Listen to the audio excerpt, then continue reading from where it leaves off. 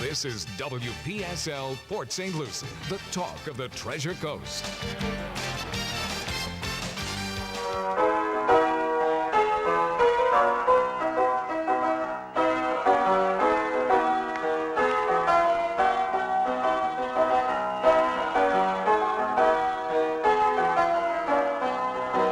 It's 10:07 at WPSL 1590, the talk of the Treasure Coast. You're on Ask a Rabbi. And this is Rabbi Shafir Loeb of Congregation Eitz Chayim, your Jewish home on the Treasure Coast. And welcome to 2023. There we go. What can I say, right? Happy New Year. Happy New Year, and wishing everyone a happy and wonder-filled and successful 2023. Glad to get rid of 2022. Yeah, well, Was, I hear you. It's been a couple of rough years. yes. It really has. It just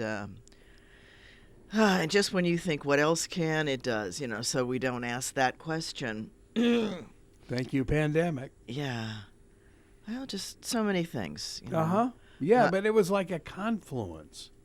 Yeah, it's certainly, it was like the icing on the cake. Yeah. Right? It was the extra piece that just, for those of us who live full lives, right, there's not a whole lot of spare give in that package. So, hang on a second. So I'm actually doing some stuff here. There we go. You got Howard Stern on your phone. Yeah. Oh. No, it's like I had two of me, and that's sort of a weird artifact of yay Facebook and technology. I'm going to hang around and not just be the primary broadcast. What can I say? There you go. Yeah. Welcome to 2023. So I think that's part of what happened was that everybody had full schedules. They had all kinds of things going on. And thank you for the new headset, by the way. I'm noticing that I'm not all tangled up, so thank you. Oh. I want you to know that, we had about a dozen 7-year-olds in here, and they untangled everything. Sure you did. Yeah. And you've also got this bridge in Brooklyn, right? That's right, yeah. People pay to go over that bridge. Oh, boy. She said, never mind. So, it's kind of interesting. I'm working with a PhD student right now who's actually looking at some of the particular groups. I don't know what's making the noise. But anyway, some of the groups that are being affected by... It's not that. I don't know. Yay, technology. I love it. Okay, so it's got to be... I'm starting to hear something. Yeah, I can hear something on there, so I'm wondering if... Okay, this is back music. There's music now, so it must be a back feed from another station. Yeah. We're getting RF. What can I say? Oh, okay. Technology. Love it when it works. So anyway, back to this, some of the special populations that are highly affected by the shutdown orders, and we know that a number of things, those people who needed extra care suffered greatly because people were afraid to come and go with the pandemic, and schools shut down, obviously businesses shut down. And it took us, as I said then, and we've talked about it, it wasn't just a 2-week event.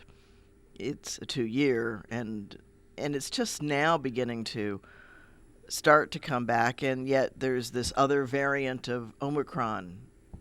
Right? Yeah. That doesn't seem to be responding because the virus is mutating as fast as it can to. Even though it's not technically alive, it still wants to continue to be something. It stretches our definition of what does it take to be alive. But it's a thing. Mm-hmm. It's a non-independent, it's a parasite-only kind of life. Well, and with this thing continuing to change, are the vaccines going to be an annual thing, kind of like your flu shot? I'm sure they will. Yeah.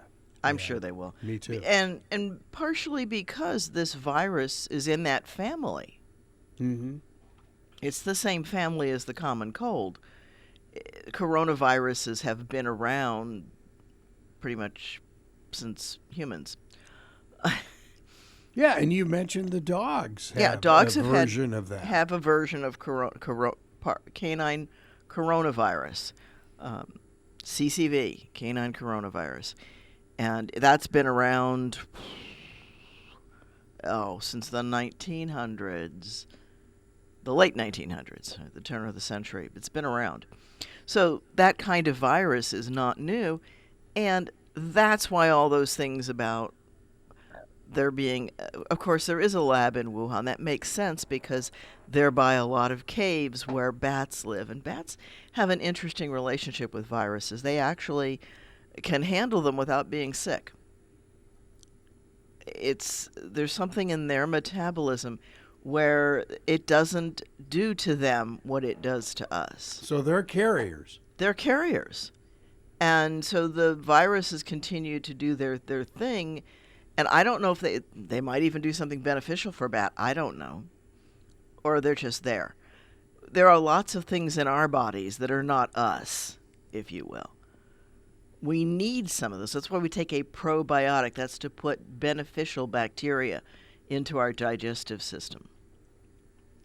So we need to understand that we're not an isolated entity. Humans are part of the system. And we need things. So I don't know. I don't know enough about viruses to know what functions they do or don't do for bats. But I've seen a ton of literature that bats have viruses and don't get sick from them. And of course, they can fly nonstop from China to Alaska. They can fly, maybe not nonstop, but they migrate. Yeah. You know, it's one of the things we used to, in the season when they were in Tucson, one of the places that they used to have bat night. I think they still do. Wait a minute. What? Where you go down into the wash, and you watch the bats leave on the Campbell Road. I think it's Prince and Campbell's. Yeah, I know where it is. Yeah. It's just north of there. There's a bridge over the wash. Uh-huh. And by Trader Joe's. Okay. So, you know, my Tucson folks. Trader Joe's is long after Caroline Island. Yeah, I know, but it came in while. I do know the intersection. Yeah, though. Yeah. It's up, and there's St. Philip's to the north side of it, but you can go down into the wash in that area, and people often do. And as long as it's not the raging torrent that it is in a rainstorm, you can stand there on the edge of or somewhere in the wash, and you can watch the bats leave under that bridge. Wow. And there's a guy from the University of Arizona who comes in and talks about the bats and their systems and their ecology and all of that. And then you watch them leave. It's really kind of interesting. We need the bats. We need them because they eat those mosquitoes and other fly-y things and other insects. And that's part of why they migrate. They migrate to where the insects are hatching at the right times. They have evolved to keep that part of the population in control, if you will. Wow, okay. So that's just part of our relationship to the planet. We need all these things. And many a farmer has used bat guano for fertilizer. It's in many fertilizers. It's one of the best fertilizers out there is from bats. Okay. So bats are kind of cool. And many bats, like in some parts of the world, in Australia, for example, they pollinate the fruit trees. They eat the fruit, but they also pollinate the fruit trees. And they're not... Yeah, bat scat. He's putting over there. It's a very good fertilizer. But the bats also do fertilize. They do a number of things. There are not very many bats that will bite a living being. That's a very small... It was funny when they were going to redo the St. Lucie Mets Stadium. they called in, as we jokingly called him, Ken Joeli, the Batman, at the Ag Extension, that he would supervise the removing of the bats before they, before they destroyed the ecosystem. remodel. Yeah. Yeah, I can remember back before all of the building in tradition, because since we live in that area, we would travel that back road fairly often. Sure. And traveling it at twilight, I would see the bats leaving the trees because they used to live in those trees in that area, and I don't know where they've moved, and I'm sure they're just totally not happy with all of the infilling that's going on in Port St. Lucie. Probably moved to the new Costco location in Stewart. It's hard to say. I'm sure they have moved into buildings. I'm sure that they've got to find some place to roost while they're here. And it's part of their migratory pattern. So, yep. But we've done that. You start thinking about the Florida panther, which we have almost dramatically extinct. altered the ecosystem. It's kind of, I listened to there's a colleague of mine at Kaiser who teaches biology, and he and I have had some interesting discussions about the urban ecosystem.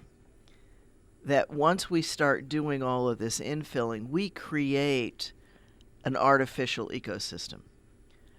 Whoa. Well, if you that think gets about heavy. there's a whole, obviously Florida has been changed by the introduction of the love bug. Thank you, whoever had that brilliant idea. The love bugs are an import. University of Florida. There's a number of different, somebody brought the melaleuca trees in that drain the swamp, that seed in the fire. Thank you. So there's been all kinds of the pepper plant brought in because it's a pretty plant. It just doesn't have enough natural predators. And the reality is that we're changing the ecosystem. And yes, there are species of plants and animals that are going to go extinct because of that. And hopefully groups can do something to keep. We've repopulated and there have been tremendous dramatic changes in some of the national parks when they reintroduce some of the wildlife. The challenge, of course, though, is as humans encroach on these preserves, that we're again mangling the natural ecosystem. And so there is an urban ecosystem that's different.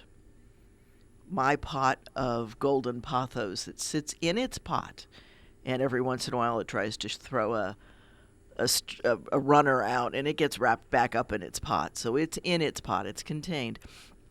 It's also not going to get wild in my backyard. However, if somebody, say I threw it away and it got onto a dump, it could from there go who knows where, or anywhere else. And is that really killing trees? Not so much. You can see them some places. Yeah. You can see absolutely gorgeous specimens with, big 1 to 2 foot leaves that are gorgeously fenestrated. Fenestrated is the little openings in the leaves. And it's a very pretty plant. It can grow on that tree for a long time before it does any damage to the tree. And don't have easy answers. And no, I'm not advocating that everybody go get something that's invasive and release it into Florida. No. Yeah. Well, you've got a busy week next week. You've got students showing up I at have the students colleges. showing up at both IRSC and Kaiser. Both start officially on Monday. And, so classes and I'm just on the Pruitt campus this semester for IRSC. Well, that's good. Saves on the mileage. It does. You were everywhere I for was. a couple of years. For a couple of years, I was the wild card who taught whatever they needed. And, wow. So what are you teaching at Kaiser? At Kaiser, so Kaiser does 4-week classes. That's right. They're different. They're a different system. They do a 4-week class, 4 of them in a semester. So it's boom, boom, boom, boom, boom. And this first term, which is this month, I am teaching Intro to Cognition. So how does we do the thinking we think? Well, see, I don't have to worry about that because I don't think much. Right. No comment. Yeah. How do kids learn what to think and how to think, and what's neurotypical and what's not? And we're discovering that there's a lot of people that are quote unquote. Okay, so here's a piece. There are no normal people. Everybody's somewhere on every spectrum because populations are bell curves. And normal is an artificial construct of being somewhere near the middle of what the spectrum is. Okay. Right. So some people are very scattered and others are very organized, and most of the people fall somewhere in between. I'm way off the scattered. I gotcha. And we're and sometimes now we know how to work better and teach children who have that personality trait, that development trait. So they're both things, and some of that can be worked with and some of it can't. There is architecture that governs things, and we're learning more and more about how early childhood really, really does impact a lot of what's going to happen later. One of the cases that I've talked about in some of my psych classes has to do with a child that was so severely abused she wasn't allowed to interact with anybody other than her father, occasionally her blind mother, and occasionally her brother until he ran away, until she was 11 or 13, something like that. Brother. And she never did develop proper English speech because even when she interacted with those few family members, they were told not to talk to her. Oh, man. Oh, this guy was a real piece. What a Looney Tune. Yeah, he was definitely there. And he destroyed the time when she would be building language. Children start to build language when they're very, very little. They all babble. Even children who grow up with parents who are deaf or mute, they babble with their hands because they see the sign language. And babbling is a form of practicing how to move your hands, how to shape your mouth, because languages don't all use the same mouth shapes. If you can always hear a Spanish accent for somebody whose primary language is Spanish, because Spanish forms consonants and vowels differently than English does. Yeah, as Carol was saying, as she speaks so many languages that you don't want to speak with an accent. Yeah. And that's a challenge. So, for example, the word Torah, the scroll, the first five books of scriptures, Torah in English, Torah in Hebrew, sound very, very different, even though it's the same word. And one's the closest approximation to the other that English can give, which is how we got Peking out of Beijing. Yeah. Because the Western ear didn't hear the Eastern sounds. Yeah, and you just look at the spelling and you'd say Peking. Well, because B's and P's are very similar. So, for example, an Arab speaker can't make the distinction between a B and a P unless they speak another language. Huh, okay. There's actually a very wonderful little vignette in a movie called, I think it's called Stolen Identity or Borrowed Identity, something like that, which is of an Arab, a Palestinian from the east side of Jerusalem or Bethlehem or somewhere in that general area, who goes to a school in the Israeli side of Jerusalem, and his girlfriend, his friend, teaches him how to distinguish between B and P. Okay. And how to make the P sound that is in Hebrew. So it's those kinds of things. The Japanese difficulty with L and R, the Chinese for that matter too, because they don't have the distinction in their language between those sounds. And there's many things. If you think about a TH sound, how many different ways we pronounced the. Oh, sure. Yeah. This, that. Well, English is a real challenge. English because it's a hybrid, mangled language that has been overlaid and interspersed and intertwined. The original English is more Germanic based, not German, but Germanic. By that, what I'm meaning is the father or mother of German, an earlier version of it, just like Spanish has earlier versions, so does German, that don't sound like modern German. So if we used those kinds of words, and there's a group that fosters that, speaking a more Germanic English as a purer English. We know that older English is very different. Things like umbrella. Queen's English. Yeah. Well, and Queen's English is different. Or King. Now it's the King's English. Thank you. Because now we have a king. Well. Yeah, it was a Queen's English for a long time, and now it's the King's English again. Okay, I get you. Oh, yeah, right. Sorry about that. Things change, and they don't. Right? The language hasn't changed, but it has. I love this. It's going to be one of the most confusing episodes of Ask a Rabbi. But, for example, the word umbrella is Italian. And if we used the more proper, it would be a sunshade or a rain shade. So, yeah. Okay. Yeah, so it's things like that.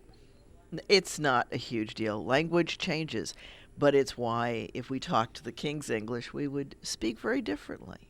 And we can tell when somebody's coming from a British English. It sounds different. Australian sounds different again. So there are local things that affect it. For example, and here we go, in England, one would expect to knock up their secretary fairly frequently because it doesn't mean what it means here. Wait a minute, I got to call my lawyer. Knock up. Get their attention. Oh, God, okay. But they also ring off. They don't hang up. Okay, yeah. So there's lots of those kinds of things, right? They queue up. They don't line up.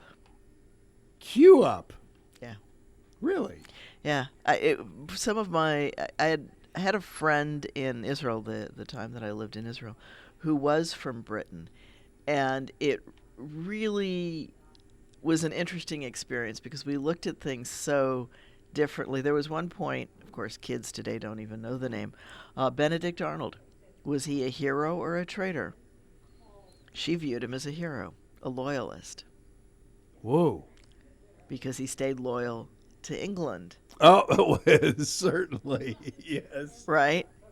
Oh, so okay. when I made a reference to somebody, turning on you and being like Benedict Arnold, she said, no, he never turned. Those things that you don't realize until you're faced with them. It's an interesting world out there. So yeah, the more we learn, the better we can be. So then, what is your coursework at IRSC? IRSC, I'm doing Intro to Philosophy and Intro to Humanities. Okay. And those, of course, run the whole semester.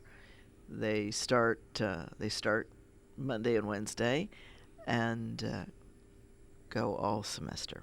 Mm-hmm. So yeah. I've got a full plate and lots of great students. According to the rosters, the classes are already either full or very close to full. And Kaiser, of course, classes are much smaller. We don't have nearly as big a class. It's just a different approach. And students ask me which one is better, and the answer is that's for you to decide, not me. I like teaching both, and I like having the variety. I was going to say, you would be into that. I am into that because it causes me to use different skills, and I get to know students really well in the 1 month class because I see the students 3 times a week. I see them for a lot of hours instead of taking. So at Kaiser, a student doesn't take more than 1, sometimes 2 classes in a 1 month period, but most of the time they're only taking 1. So they'll take 4 classes over the semester. So how many units are they taking? There's 3 credits. So it's okay. 3. It's a 12 credit. Okay. Right, with a 15 overload. If you've got great grades, you can add. But it's a lot of work to add an extra course for the 1 month because it's very intense. It's basically taking the longer semester, which are now not 16 weeks typically, but 13 or 14 weeks in most places, and folding it over on itself so that you're getting basically 1 week of what you would get at IRC, you get in a day. Mm-hmm. So we cover 3 chapters or 4 chapters or 5 chapters in a week. There's a ton of reading, but it's only for 1 class. Mm-hmm. And students will go, oh, that's so much to do. The answer is no, because you're only taking the 1 class. Right. But it is full-time. It's not part-time. And I think that's where sometimes students get themselves in trouble, is that they haven't pre-designed the out-of-class time for that month to be able to do it. Whereas, let's say you wanted to take part-time at IRSC, you would just take 1 or 2 classes and have a lighter load through the longer time. Of course, it would take you longer to complete a program. Right. There's always trade-offs. Everything's a trade-off. It's choices. There are always choices. And so at Kaiser, it's a deep dive for a month. I guess you'd have to take a month off or something like that. And students do. Sometimes they'll take a month off and do something. If they're going to go on a family vacation for 2 weeks, it's a good idea not to take a class because you're going to miss half of it. Sure, yeah. And to pass a course where you're missing half of it's almost impossible. Yeah, yeah. As I remember, I think UCLA used to be on that quarter system. Mm-hmm. Yeah. Yeah, there's a number of places. When I did my PhD, my educational PhD was 8-week courses, which I definitely preferred to the 12-week courses that I had in my psychology PhD. Okay. They had 12-week courses, and so because of the way they did it, I would typically stagger the classes a week. They have what's called rolling enrollment, rolling class starts. So you could start 2 classes on this week and 2 classes next week so that at least you didn't have all the finals simultaneously and things like that. Mm-hmm. But I used to have a chart that showed me which assignments were due for which classes when. Oh, God. So that I would know how to budget my time because of the crazy way it worked. Sure. And different colleges do different times. Some do. I'm starting another program, but that's another story. We'll talk about that another time. Later this month, too. You're not. I am. I'm going back and picking up to school. Picking up a license. So I'll work that into the world as well. But, and I have to do that online so that I can do it 3 a.m. So it's Dr. Master? Yeah, well, Rabbi? Yeah. Yeah. So. Oh, my goodness. So how long is that program going to take? Probably a year. A year. Wow. Yeah. Amazing. So still in negotiation with them. It depends on how many transfer credits I can get in. So haven't finished that negotiation with them yet, but I hope to soon. Now, is that school in Florida or somewhere else? It's online. It's online. It's okay. online. The school itself is in Virginia. Okay. So more about that as we move Cool. Interesting. into it, and I'll talk about that. That's also, it's in psychology. It's a side. I want to pick up a side license. And that'll actually add to some things that we can do on the Kaiser campus once I have that licensing. So that's to enhance what we can offer here in Port St. Lucie as well. Nice. Yeah, so, that's great. Yeah, trying to do some different things. Okay. You're always I'm learning. certifiably crazy. You're always learning, I swear. That to me is essential. Mm-hmm. If I'm not learning something new, I feel like I'm letting my brain go to seed. And since I don't like what my plants do when they go to seed, I don't want to do that. I want to keep growing. I want to be like that golden pothos. I want to keep sending out those shoots and those runners. There you go. Nothing wrong with that. If you put them back in the pot gets fuller. It can be so beautiful.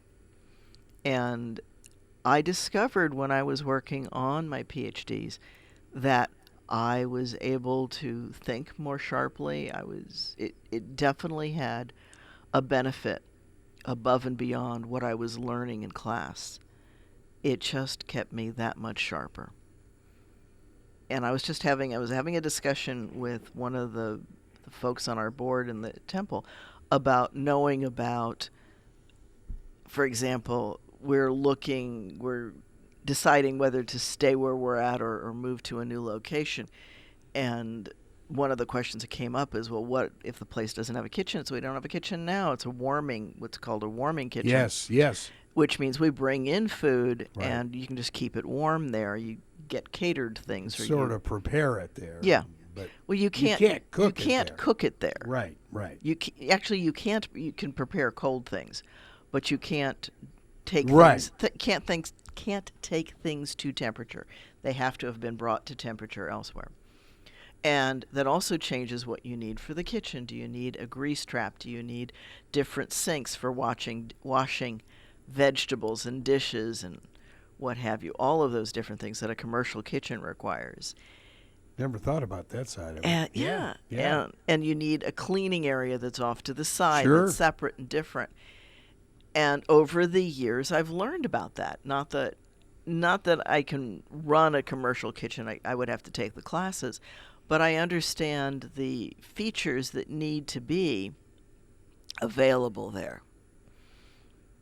And so, and he was like, how do you know these things? Because I'm just paying attention and retaining. That's, I think, a benefit of all of the different things, of constantly being a student. I'm paying attention to things that I might not pay attention to otherwise. And it just makes life easier. The more you know, the better informed your decisions are. That's a simple math thing. The more you know, the better your decisions. We never know it all. We can always be surprised by something, and there's always a piece of information that can drastically change our perception and understanding of what's going on around us. In fact, that's one of the things that I try to teach people, is to be open to the idea that there might be a piece of information that will dramatically change your opinions and judgments about what's going on. And my favorite example of that comes out of Stephen Covey's 7 Habits for Highly Effective People. Bringing back a book I read when I was at Goodyear, of all places. But in the back end of that book, Covey's talking about being on a subway. And he's sitting there doing whatever it is that he did on the subway. And a man and 2 young children get on. And the children are just acting out. They're all over the place. They're just wild. And the man is just kind of sitting there oblivious to what his kids are doing. And finally, Covey can take it no more, and he turns to the man and he says, aren't you aware of what your kids are doing? Trying to get him to parent a little more energetically. And the man says to Covey, excuse me, forgive me, I and they are distracted. Their mother just died, and we're coming back from the hospital going home. Oh, boy. So it didn't change that the kids were acting out. Yeah. It didn't change that he wasn't paying attention, but it changed Covey's perception of everything. Just in a few words, and just that's what we need to be aware of. We might not understand the situation, why what is happening. Yeah. And we need to have compassion that maybe there's something else going on. Maybe we don't have everything. We don't know everything. There is a wonderful piece of stuff in psychology called the Dunning-Kruger effect. And the Dunning-Kruger effect talks about why people who know so little think they know so much. And what that is that when you don't know a lot about a subject, you think you know it all. And so you're confident and you're overconfident. Some people call that Mount Stupid, because you're climbing this beginning mountain of information, and you think you see the world from on top of this little mountain that you learned that cars have tires and steering wheels, so therefore everything with tires and a steering wheel is a car, kind of a simple basic thing. Or the musician who's just learning music thinks they play marvelously because they don't know enough to know how bad they are. Was that written in Mar-a-Lago? They don't know how little they know. And sorry. So that's okay. So, and Dunning-Kruger says that as you continue to learn, you realize that the amount of knowledge you have to glean and integrate and incorporate is so huge that people then become absolutely devastated by how little they know. So the early student can easily become overwhelmed and, in fact, unmotivated by how much they have to learn and do. And then slowly, as you start to become more knowledgeable and more skilled in the subject area and in the topic, then you start to gain what we call a scholar's perspective. You realize that even though you know a whole lot now, and you're not in that Mount Stupid area, that you still don't know it all, because nobody can. And there's always new information being discovered, and we're learning things all the time. And you have to be open to that new information. You can't be, oh, that's what it is. And so that you speak cautiously and scientifically. And you'll hear that, hopefully, in my speech with, this can lead to that. This might cause that. Not that it will, but it might. Just as we've talked about screen kids, if the kids don't get eye-hand coordination, it is difficult for them to develop eye-hand coordination. If you don't practice it, you don't get it.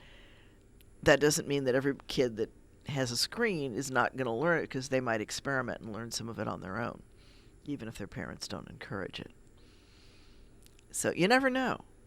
And that's the scholar, but it doesn't sound as confident and as definitive as the person who really doesn't know much. Mm-hmm. You have to wonder what the pandemic did, especially to kids who were shut in various states for that whole period of time. It has done an incredible amount of socialization and interaction damage to children. Each one separately, differently affected. That's kind of what the paper that I was talking about that I'm working on with a student. And basically I'm teaching her APA and stuff like that, and helping her format her paper. It's a very interesting paper. Her research is incredible, and more about it once it's published. Yeah, that sounds great. But she's looking at special needs children and how the pandemic affected them. Yeah. And because those are folks that... And the autistic kids as well. That group, absolutely. Yeah. And all of the folks that need the interaction, that don't get as much interaction because of their condition, their status, their whatever. Mm-hmm. And the same thing we saw domestic abuse go up. We saw a lot of those things because people were shut in and they didn't have the vent and the escape. There were also people who, when a family was food insecure to start the pandemic, that didn't get better with the pandemic. And it certainly hasn't gotten better with the increase in prices and the scarcity and hoarding. We went through Publix the other day, and actually Carol was not with me on this one trip, and She lets you in the market alone. Walked down the pasta aisle because I was getting little tomato sauce. There was no pasta. I mean, it was like the shelves were just clean. And I'm thinking, okay, what in the world is going on? That one I don't know. It's so strange. But there might be a supply chain issue. Yeah, I'm sure there is. And we're seeing more and more of that. But we still have not fully recovered. Oh, no. We're not nearly at 100%. And, of course, the cost of things is just... it's ridiculous. Oh, yeah. And I understand it. And inflation just is part of life. I was thinking the other day, I can remember when minimum wage was much smaller. Yeah. When a couple of dollars paid for a babysitter in an evening. And oh, yeah. And now that's not nearly the case. I saw an ad just this morning on Facebook for house cleaning for $19 for 2 hours. And I'm like, you can't pay 2 people minimum wage for 2 hours. So either this is a scam or these are slaves.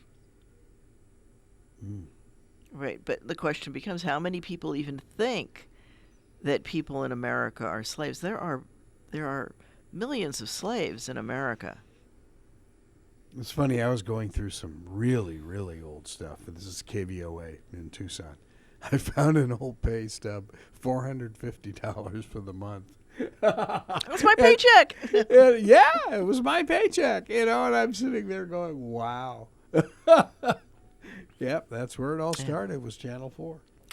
Well, it's notable that we're surprised when people who are on disability and food stamps and things like that, when they got the bump for COVID, that they didn't want to go back to those jobs that weren't paying without that bump, where they were living on just a few $100s a month. There's a chunk of our society that is still there, Greg. Oh, I'm sure. And I'm sure.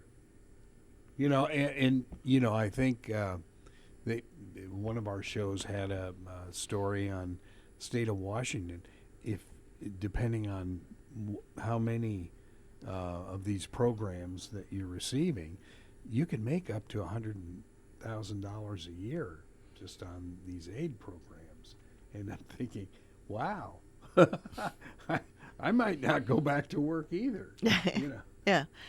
And of course, obviously, some of those are some special needs things. Yeah, that's true. And they have a lot of expenses, depending on how and what's going on, what they need. You bet. Right. So, lots of questions in there.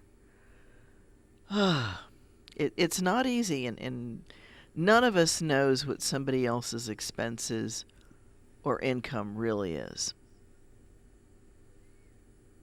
And I can remember when Bill and I started working, we were taking care of my mom at the time. She lived with us. And then we set her up. She had a store, but she didn't have that in the beginning. That was as she got more independent again. And so, yeah, you never know what somebody has or doesn't have. Mm-hmm. What they're living on, what they choose to, what their fluid cash really is, and how they value things. There are many, many variables that go into all of those things. And of course, my mom was basically a cash-only person, and if she didn't have the cash, she wouldn't buy it. Yeah. It's the way with her cars. She did the same thing. She bought the cars for cash. You bet. Always. She never had a car payment, huh? No, she never had a car That's payment. why I have a very old Toyota. Yeah, you bet. No, and I get that. Yeah. I get that. Oh, by the way, it's got 180 something. I bothered to look at what it said. It was like 185. So my next service, I'll have 148. So yeah, I get it. There's a lot to be said for that. It's not pretty. It's not a pretty car, and the standing joke is that I've always got stuff in the back seat because I lug and schlep. Okay. Intimate question. Uh-oh. Are you driving on Goodyear tires? Uh-oh. True confessions. So one of our cars is on Goodyears. And it's an economic choice. It's an economic choice. No. It depends on which tires are on sale. Yeah. and which ones fit the car. And that's actually getting to be an interesting piece. It's getting harder to find the tires for my car. It's a different size tire. Wait a minute. Yeah, they've moved to a slightly bigger rim tires. They're called low profiles. They perform better. So the car industry went to bigger rims, smaller tires. Yeah. Okay. So my size tire being older is not as easy to find. They usually have to order them in. Oh. Wow, I didn't know that on a Toyota. Yeah. Wow. Yeah. It's an old thing. No, I know that, but wow, I didn't know that. I just Yeah, little subtle things that you don't think about. Okay, so bigger rims, smaller tires, more economical. Maybe. I don't think the new car industry is worried about they're worried about how much the tire costs them, but I don't think they care what it ends up costing the consumer. Oh, I'm sure they don't. So it's what does the total package do for them? Well, that's why everybody's pushing leasing now. Yeah. You know, don't worry about it. Lease it. We'll take care of everything. Yeah. Right. Somebody makes money no matter what you do. Right. Somebody makes money. It's like the push trying to get people on the managed health care. Yeah, so that insurance companies can decide what health care you can get and not doctors. Oh, we've had that discussion on Bone Talk before. Yeah. Yeah, and let me tell you, it's a hot topic. It's a very hot topic because you have to, if you want other care, then you have to pay for it. But of course, I guess I have an interesting insight into that, having spent a year in Israel. Israel has socialized medicine, where everybody gets the card. I had it as a student at the university, a card that you go into and get free medical. Now, the downside of that is that, of course, they decide what you can and cannot get, and there's not a lot of alternatives because it's not private pay. Or you can go to a different doctor and private pay. So there were doctors that were not part of the public health system that you could go to, and mostly the rich were the ones who did that. But I got all of my prescriptions. When I had a really bad cold that year, all my medicines came on that little card.